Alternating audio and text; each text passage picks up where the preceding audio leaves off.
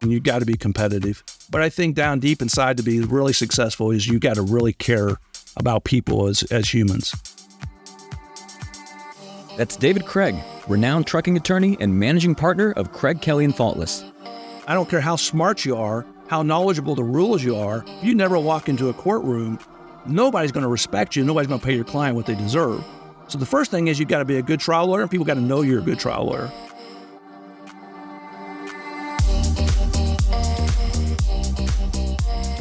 I'm Michael Mogul, founder and CEO of CRISP, the nation's #1 law firm growth company. I've built my business through practice, not theory. CRISP started with just $500 to my name and has grown to over 8 figures in revenue over the last few years, earning a spot on the Inc. 500 list of the fastest growing private companies in America. Our approach has been to take everything we've learned about generating massive growth within our own organization and help the country's most ambitious and committed law firm owners do the same for theirs. In each episode of this podcast, I sit down with innovative market leaders from the legal industry and beyond to learn from those who thrive in the face of adversity, challenge the status quo, and define what it means to be a true game changer. Today, we're revisiting one of our most popular episodes from the podcast where I sat down with David Craig to discuss why sharing your knowledge with others not only builds trust, but it also creates demand, how to transform setbacks into opportunities for growth, and what it takes to become one of the nation's most successful trucking firms. I felt like to become a successful truck lawyer, I had to first be a good trial lawyer. I had to know how to try cases and win cases. And you weren't going to learn that by just trying a bunch of truck cases because you don't get to try as many. So I had to get in the courtroom. You can go to all the seminars you want to go to. You can read all the books you want to read. But unless you're walking in and out of a courtroom, you're not learning enough. That's coming up on the Game Changing Attorney podcast.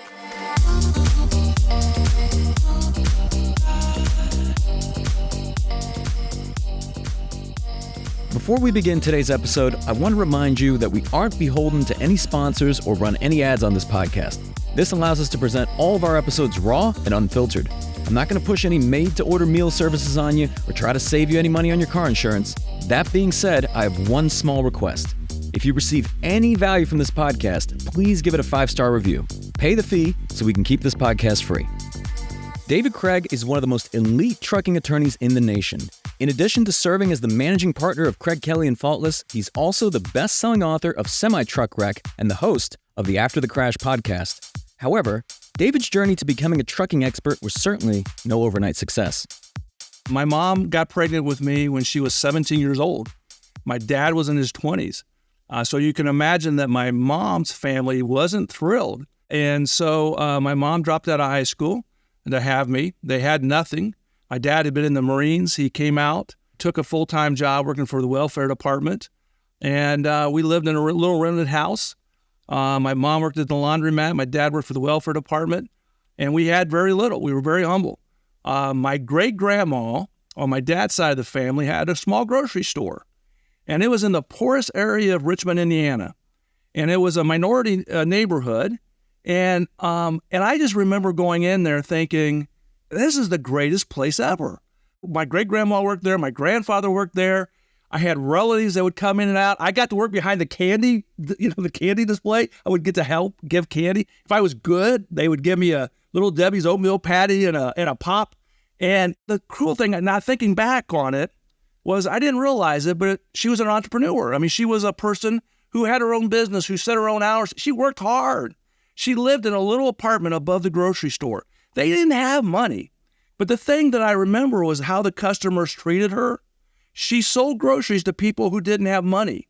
So she had these little cards that I could remember them, and they would buy the groceries on credit.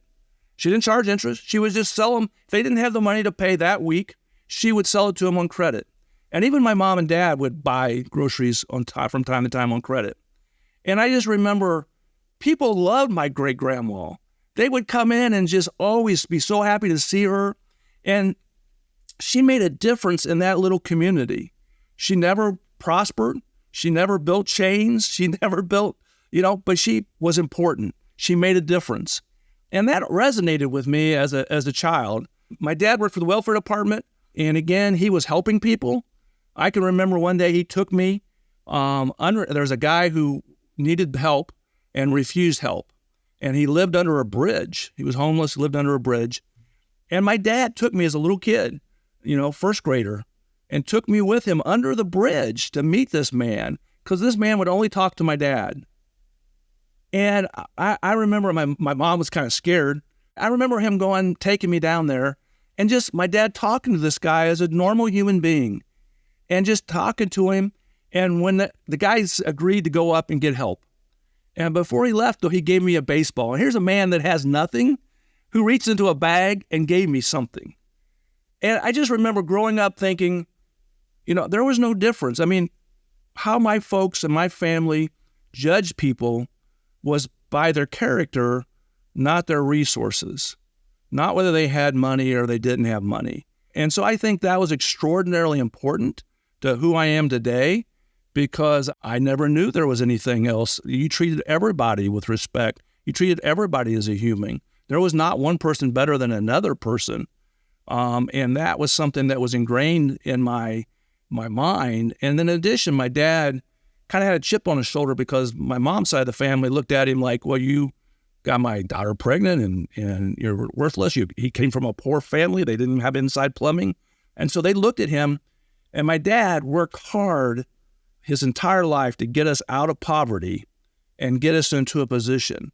While I was a little kid, he went to Earlham and got his undergraduate's degree. He got his master's degree. He got his doctorate's degree.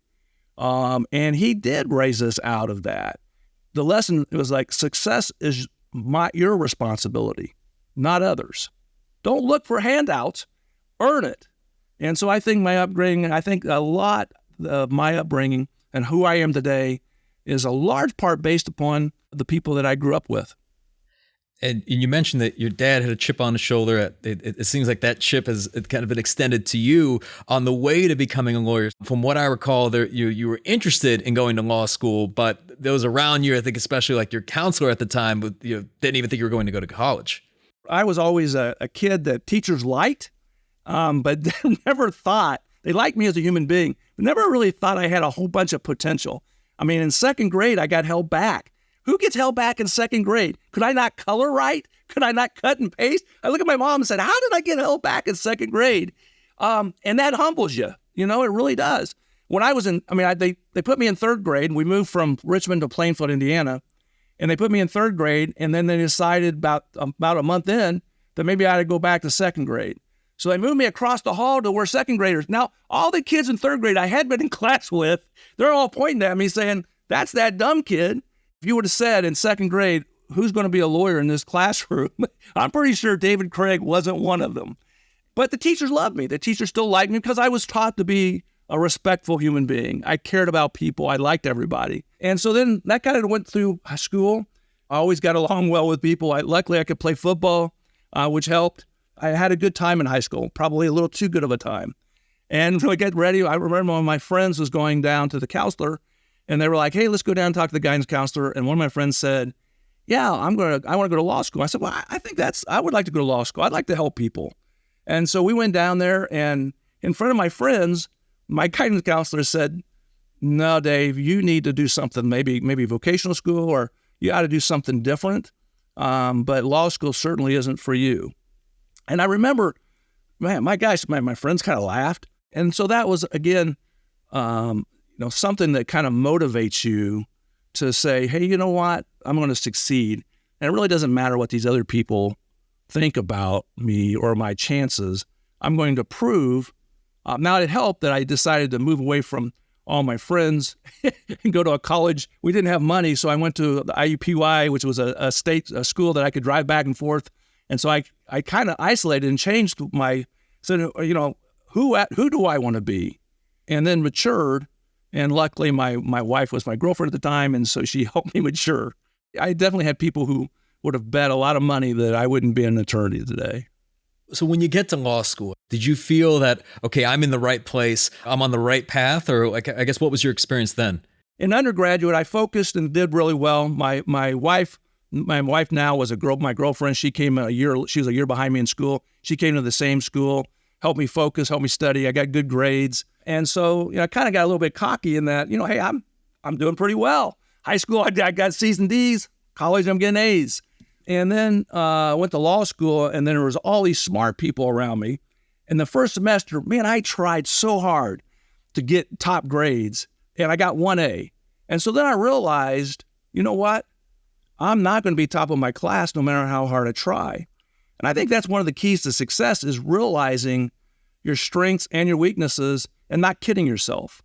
And so I immediately started thinking, I've always had a good mind for strategy. It's like, okay, if I'm not going to be top of the class, then how do I be a very successful attorney? And so I immediately, after that first semester, started looking for a job. I started finding out who's the best trial lawyer out there. And I went and clerked for him. I said, I don't really care what you pay me, but I want the experience of you. And he was a great trial lawyer. And so I went to work for a great trial lawyer. I thought maybe at the time I wanted to be a criminal defense lawyer. I wasn't sure. And so I went to work for one of the best lawyers. The great thing about it was I also knew that I wouldn't flunk out. I mean, I was smart enough that no matter how little effort I gave, I was going to graduate. I wasn't going to be top of the class, but I wasn't going to flunk out of the school. And so then I decided to put all my efforts to, let's go get some practical experience. Let's start working for some lawyers. Then I worked for another law firm that did general civil litigation. And so I started learning a lot from other people, from other successful lawyers. Once you graduated from law school and you worked at these firms, what was the catalyst, if you will, of making that change and really deciding to kind of pursue a different path and almost switching sides, if you will? Yeah, I think at some point, success is a dangerous thing. You start having a lot more temptation. You start thinking of yourself differently. You start thinking, oh, maybe the reason I'm successful is because it's all me. And so I started becoming very successful as a trial lawyer. I started working a lot and focusing on and winning. And as the better I got, the more the bad guys needed me. The corporations needed me. Insurance companies offered me jobs. Started getting a lot more offers. And I sat down. I had a client, a big corporate client that had paid me millions of dollars, asked me to come down for lunch with him. I sat down to lunch with him, and he sent me slid pictures across the table of autopsy pictures of his wife. And I didn't know his wife had passed away. I didn't know her. And he's like, hey, I think I'm going to be accused of murder and embezzlement. And I've got these life insurance policies. And he's like, I'm willing to pay you a lot of money to put a team together to represent me. And that made the newspapers.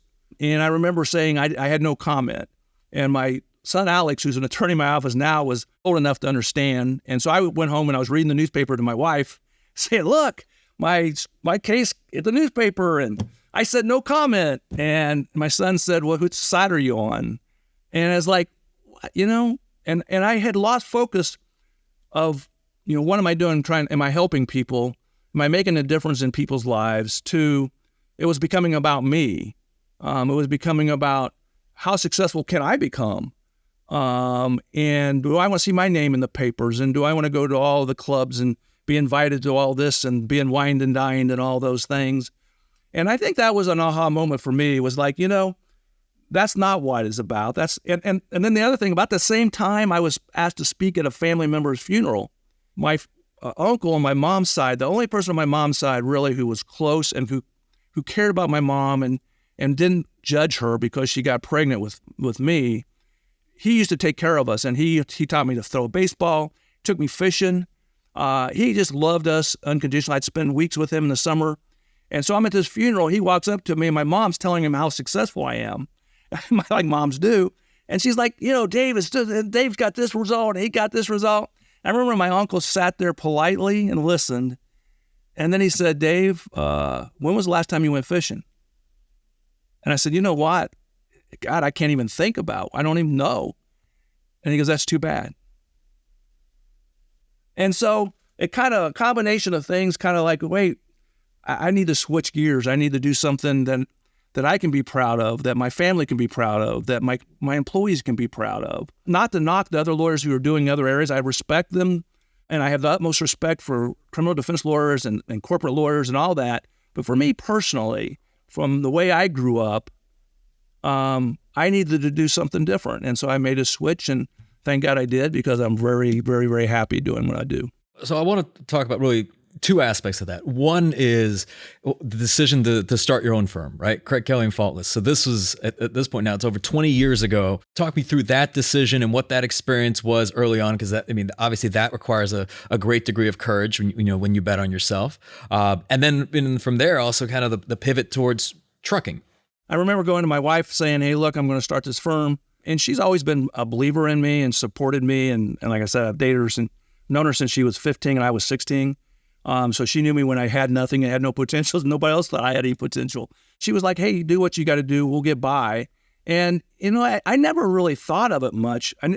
Personally, I didn't think of it as a game. It's just life. You just go do things. I never really thought about what happens if I don't succeed. That thought never entered my mind. I'm sure it entered my wife's mind, but that thought never, I can honestly say it never entered my mind. I had no clients. I went to two of the lawyers that I practiced with. Scott Follis, who was a law clerk of mine, went back in my another firm.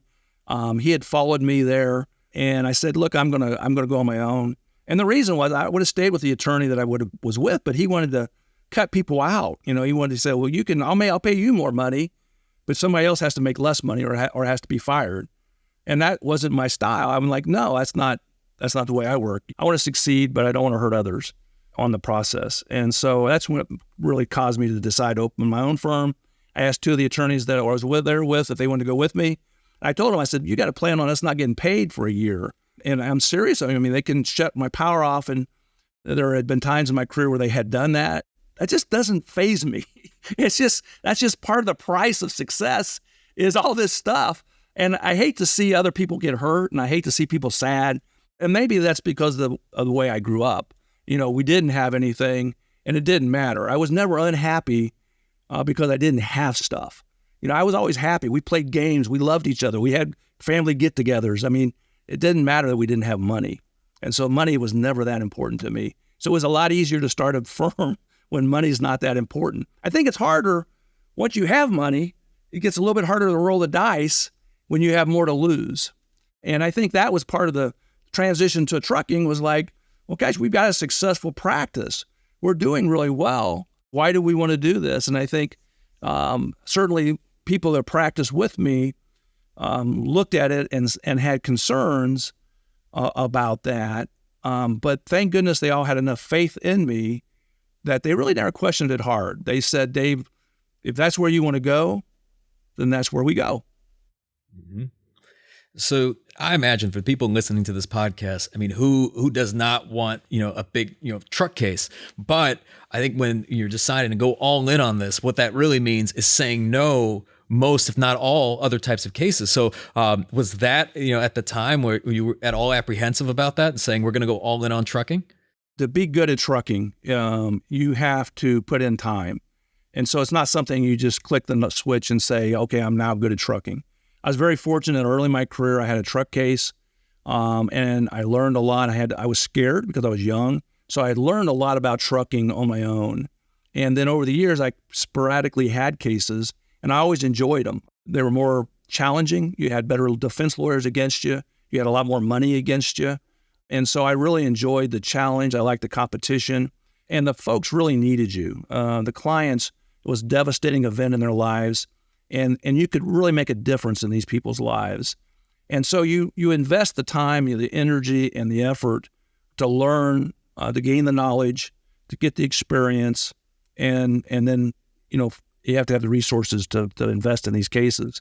And so that took time. It wasn't like an overnight success. As we've gotten more successful, my time is spent more on truck cases than any other kind of cases. My firm still handles some other cases. And the reason is that I felt like to become a successful truck lawyer, I had to first be a good trial lawyer. I had to know how to try cases and win cases. And you weren't going to learn that by just trying a bunch of truck cases because you don't get to try as many. So I had to get in the courtroom. You can go to all the seminars you want to go to. You can read all the books you want to read. But unless you're walking in and out of a courtroom, you're not learning enough.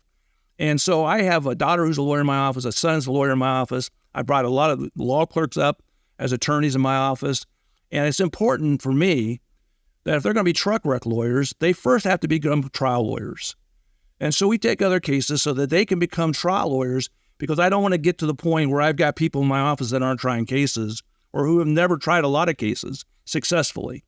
And so once I became a trial lawyer, then it wasn't that hard to make that transition for myself to learn how, just learn trucking. What do you believe makes a great trucking lawyer? I think that you have to have passion. First of all, you have to be a good trial lawyer. I think you have to be a great trial lawyer. I mean, if you can't win a trial, then I don't care how smart you are, how knowledgeable the rules you are. If you never walk into a courtroom, nobody's going to respect you. Nobody's going to pay your client what they deserve. So the first thing is you got to be a good trial lawyer, and people got to know you're a good trial lawyer. The second thing is you have to invest the time and energy in to learn the law. A truck wreck is so much different than a car wreck. So you got to invest the time in learning it. The great thing about it is today there's so many great trial lawyers out there that you can learn from. There's great organizations like ATAA, Joe Freed and Michael Leeserman started. There's so many groups and there's so many places to learn. As long as you're humble enough to say, okay, I need to learn. I don't know everything. Then there are books, there are seminars constantly. When I first started, there weren't those type of resources. Now there are. I send my young lawyers out to all those to learn from the other ones. And so I think that, I'm board certified, so is my partner Scott Follis, but that's just a recognition of the amount of knowledge that we've and experience that we have. So it's the knowledge, the acquisition of the knowledge, the experience. To be really successful is you got to really care about people as humans. And after all these years and all the experience that you've gained, you took the time recently to publish a book, like quite literally named Semi-Truck Wreck. I guess if you could talk to me about just, that decision and, just to share all this information, who the book is for, why you did it. Yeah. And so I give you credit and Chris, because I had for years wanted to write a book and I had never done it. I always thought I was too busy until I became a Chris X member. And had the benefit of talking to you and seeing how you wrote your book. And so I looked at it and said, well, guys, he has time. Certainly I should have time. And so I then started working on a book. And I wanted to do it differently because, I love people. Again, my family were farmers and we're factory workers and construction workers and record drivers and grocery store owners. And so, they weren't college educated people. I love signing up clients to this day. I love meeting and sitting down with people. And so I wanted to write a book to them, not to lawyers, but to the average everyday person, even if they weren't going to hire me. But I wanted to give them a book that empowered them, that gave them some information that they otherwise wouldn't have, and share my knowledge with them. And so that's why I wrote the book. This approach towards just sharing information and educating people. This is something that I think is very much something that you are quite passionate about because not just the book, but extends to a podcast as well. And of course, when you speak and when you present, why is this so important to you? Yeah, I think there's different ways to do it. A lot of lawyers go around and talk to other lawyers, and they educate lawyers, and that's what they're passionate about, and that's great. And I do that. I speak at national conferences to other lawyers. But I really enjoy speaking to people. I went to St. Louis and spoke for 2 days to hundreds of people, of just average everyday people. And my topic was, how do you share the roads safely? How do you avoid being in one of these wrecks? And I love that. I love just talking to the people, having people come up and chat with me. The odds that one of those 100 to 200 people are going to be in a wreck is slim to none. The reward for me in that sense is slim to none. But the reward for me to be able to touch people, to make a difference in their lives and educate them is powerful to me. I love that. And so that's why we started the podcast. The podcast is never going to be a top podcast. I think we were ranked number 7 in the litigation world, personal injury world.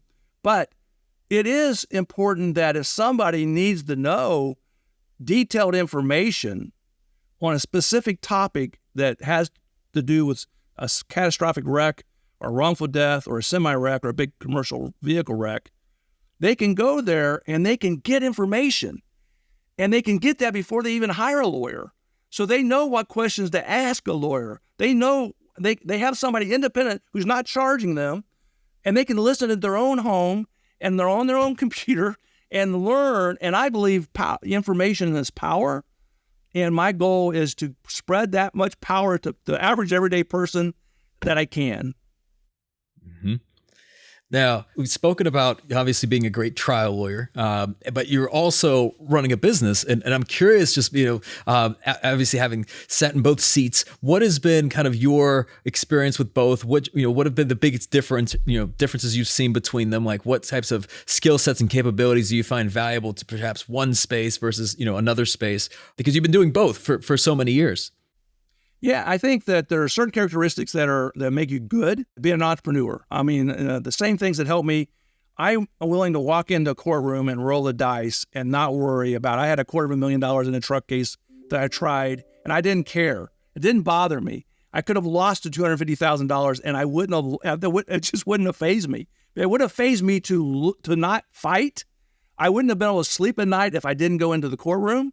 But it wouldn't have bothered me to lose the money. I would prefer not to, but I just have to fight. I'd rather lose in a courtroom than a conference room. So that skill set makes me brave in the sense I'm willing to roll the dice. I'm willing to build a practice. I'm willing to build a business. I have a lot of people that make me a successful trial lawyer. I have my partner, Scott Follows, who's a lot smarter than I ever hoped to be, who knows the law, who can write the briefs, who can do so many things in a supportive role. In business, I get excited. I love business, but I'm not a good implementer. And again, I'll give credit to Chris X in that one of the challenges for me was that I thought everybody wanted to succeed at all costs and that you were willing to do this. And I found out that not everybody does. I don't need to be appreciated. I don't need to be patted on the back. I don't need people to tell me how good I am. I could care less. I'm used to people telling me I'm not good. And that probably is a better thing for me. But other people need to be patted on the back and need to be shown appreciation. And so the challenge for me in business was that, I was making a difference in the lives of my clients. I was making the difference in the lives of my employees, and to the extent that they liked working for me, they've been with me. I've got people been with me for 20 some years. But the reality was I wasn't making as big a difference as I could have been because I didn't understand certain things. And so I now take a lot more time to understand what motivates people. We do testing that we've learned through you guys. So I now know, what motivates somebody is different than what motivates me. And so we look at it and we put people in charge. We put KPIs in. I have a business degree in undergrad. I certainly knew that. But my thought was just hire people. Hell, they'll do their job. I don't need people to micromanage me or tell me what to do. I'll just hire really good people. They'll do their job. And I was wrong about that. I think what you have to do is you have to have systems in place because even good, hardworking people don't always work on the right things. Building a business is exciting, and I'm great at that, getting people excited, getting people motivated. I'm not good at the day-to-day operations, and I think recognizing that has helped us in the last few years really grow as a business, which is what you want to do, and you want to grow so that you can touch more people. If I want to do more community events, if I want to give away things, if I want to go out and speak to people who may never hire me, I've got to have the ability, financial resources to do that. And now we do. Yeah. It, as the saying goes, it's like small is selfish, right? I mean, if you believe in what you do, you want to impact more people in your community and beyond that, then of course it would make sense to grow, to be able to have more capabilities, more resources. Now, I want to talk about something that happened in 2017, essentially an event that happened to you that very much, I would say at the very least changed how you do business. It was the September 11th. I was out doing a truck inspection. I had been in pain for days and actually weeks. The pain had got so bad that I could barely stand up. My wife kept saying, "You need to go to the hospital." I wouldn't go. I had a Saturday. I work 7 days a week, but it was a Saturday truck inspection. I'm going out to do it. My wife says, "No, you need to go to the hospital." I said, "No, I'm going to do it." She's like, "Well, then I'm going with you because I'm afraid you can't even drive." So she went with me, sat in my truck. I went and did the inspection. When we got done, she's like, "Would you mind just going in? I bet you just need an IV." So she tricked me. I think, okay, well, maybe I just need an IV. I'll be good to go. I went in. Turns out that I had stage 3 colon cancer. They had to do emergency surgery on me. I had a lot of complications. I was in the hospital for 3.5 weeks with a pipe down my throat for a large part of that time. The doctors were telling me at that point, they couldn't tell me whether I was going to live or die. You reflect on something like that. And the crazy thing was, and this is the honest to God truth, I wasn't worried about me. I've lived a great life. I've really enjoyed my life.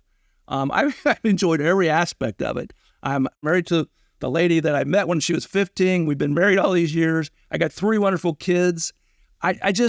But where I was at, I would certainly miss my kids, and I would feel badly for what how it would affect them.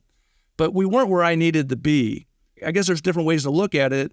I looked at it and said, I'm going to step things up. I'm going to make my firm grow. I'm going to make sure my firm survives without me, because my fear was my firm would not survive without me. It would break up. It would go out of business. And you're like, my gosh, you work so hard to get to a certain point in your life, and then all of a sudden you lose all of that. It just disappears. And so, I stopped, and I honestly was running meetings out of the hospital. So I had a room next to my room. I would go out with IVs, and my CFOs would come and meet. I started turning the page while I was in the hospital, saying, here's the plans I'm going to make to grow this business and move forward. And before I ever even got out there, before I even knew whether I was going to survive or not survive. And then I went through 2 more surgeries. And the bad thing about our business is the word started leaking that I was sick. And so defense lawyers were saying, well, Dave won't show up. Dave's dying. I remember going into a huge mediation, and I went in. I could barely talk because of the thing that had been down my throat. I was really weak. I sat with my client and the defense lawyer, and we had mediated. This is a second mediation. And the defense lawyer came out and asked the mediator, said, I want to see David. And then the mediator's like, why would you want to see David? I just want to see him. And so I walked out, and he goes, you're not looking so good. And I said, but if you know me well enough to know that my ideal way of dying is in a courtroom after the jury goes back and takes the verdict. I go, so I'm going to show up, and I will be there, and I will, unless I don't make it. And then they settled with this, thank goodness. But I had a trial, and I went into a trial case.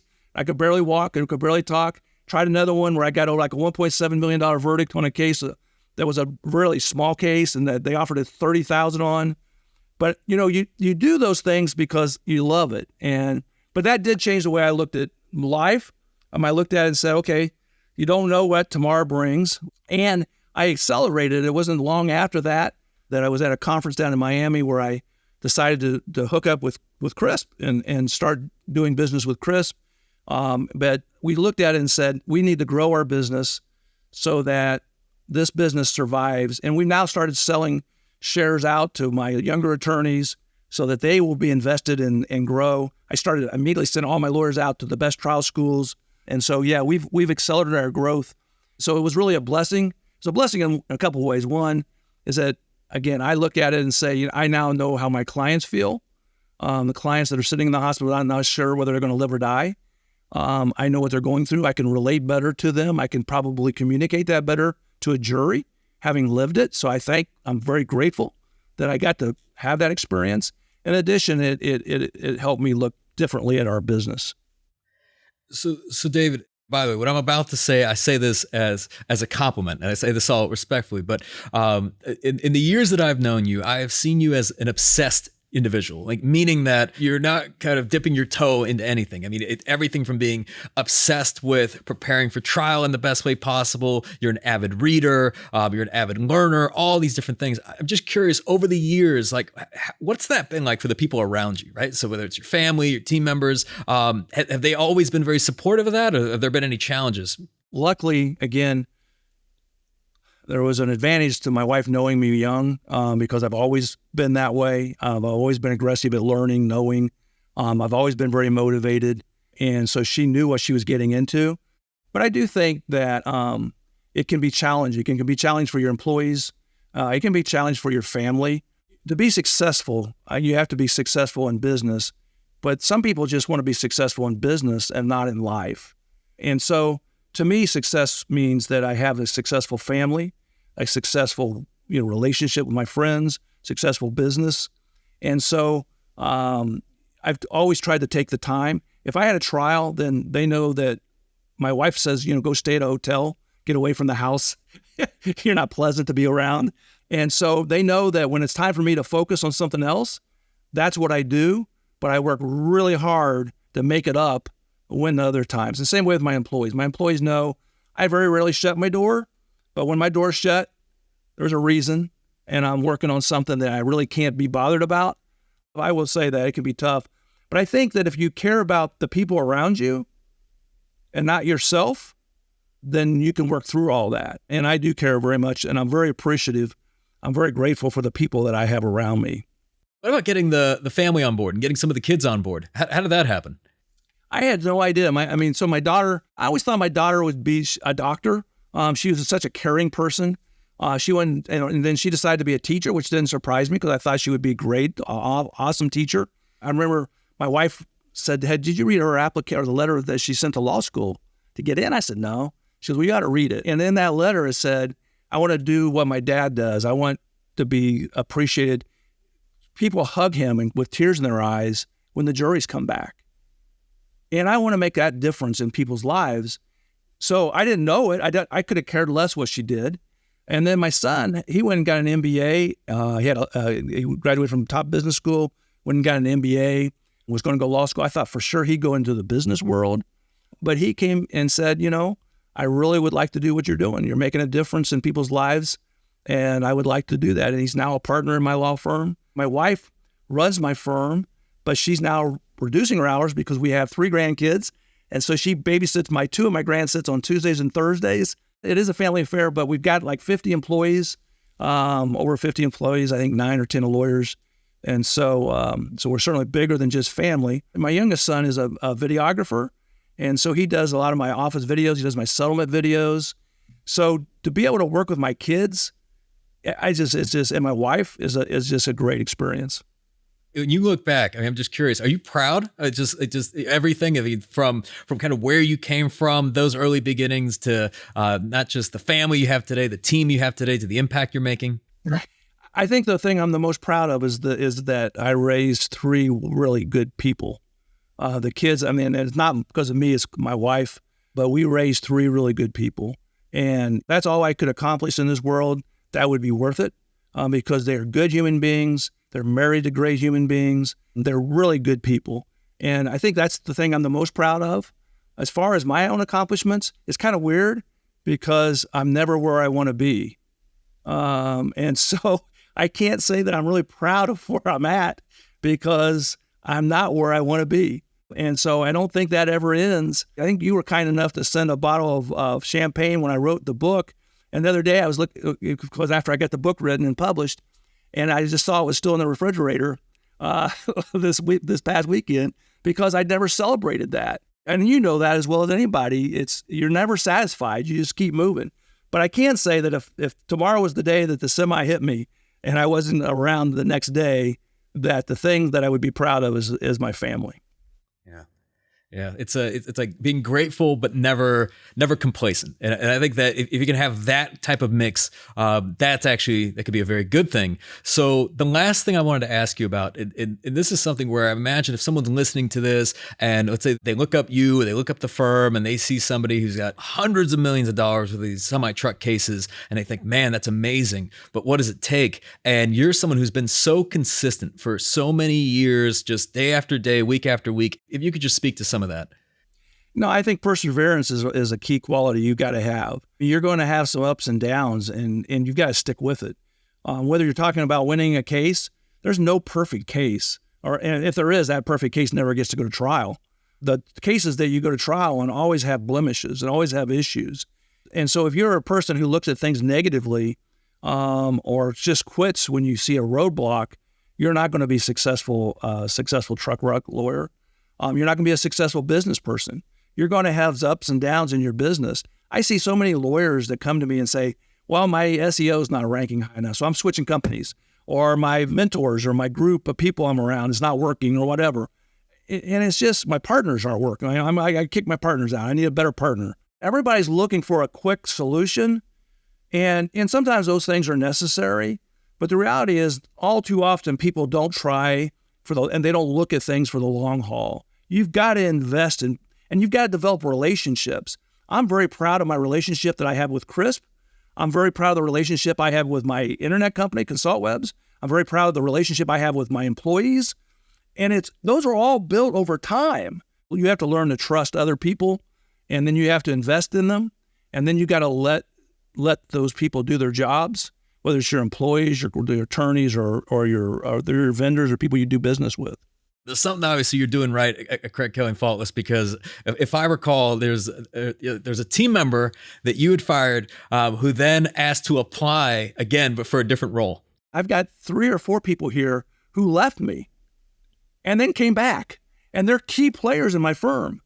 First of all, there's a lot of lawyers who would never, they had their egos, would never allow that. And to me, I just care about them as a human beings. If they want to go work somewhere else, that's fine for them. If they want to come back, that's fine. But then I had an employee who actually I had to fire because she was nice, but she just couldn't do the job. And she reapplied for a different job. And that's not the first time that's happened. I care very much about everybody here.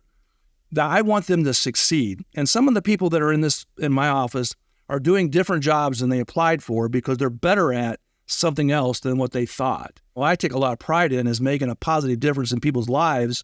And that's what I do with my employees. You try to look at them, you try to help them, you try to figure out what's good for them. And maybe that's not being here. Maybe that's being in a different position here. But I think employees notice that. Employees get it. If you really care about them as a human, then they care about you as well. And even when they leave, I've got people who are judges. I always joke about how many lawyers come through my program and turn out to be corporate lawyers or real estate lawyers because they don't want to be trial lawyers because of the pressure. And yet they refer all their business to me. So it's been great. Even the ones that don't work out here are doing great. And I love seeing how they progress. So David, then as we come to a close, you're certainly a game changer, but this being the Game Changing Attorney podcast, what does being a game changer mean to you? I think as a person who completely changes the way we think. I hope to be a game changer in what people think of as lawyers, what they perceive. When I started my practice, the personal injury lawyers were hard-living, fun-loving, womanizing people. And I thought, that shouldn't be the way it is. We should have women in key positions, partners. We should have women as attorneys. We should have a family atmosphere. We should care about people, not be chasing the money, but making a difference in the lives of the people in the communities in which we practice as well as our clients. And I hope that I'm a game changer in that respect. I hope you enjoyed revisiting this episode of the Game Changing Attorney podcast with our guest, David Craig, and have gained new insights from our timeless conversation.